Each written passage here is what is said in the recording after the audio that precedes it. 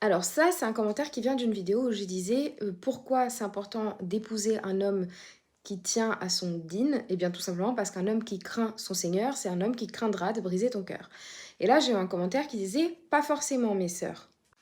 J'expose donc mon point de vue. Alors, en fait, quand je dis un homme dans le dîn, c'est un homme qui comprend sa religion.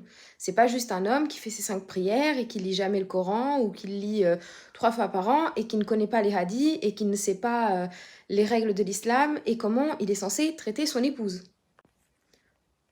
Ce que les gens, souvent les non-musulmans, ne comprennent pas, c'est que la femme en islam a une place très importante et elle est mise en valeur.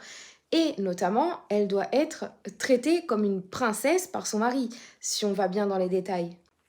Je ne vais pas rentrer dans les détails parce que je ne suis pas étudiante dans la science islamique et donc je ne m'estime pas légitime à en parler plus que ça.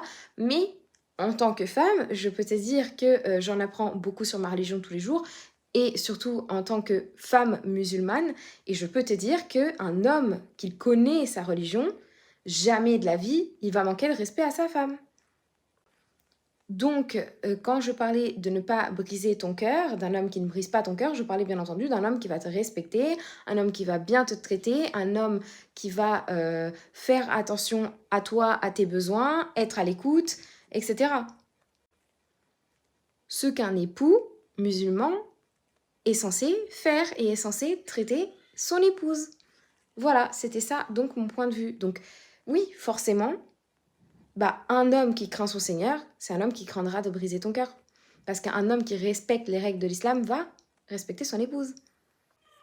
Je sais pas si c'est très clair ce que je dis, mais j'espère que vous avez compris.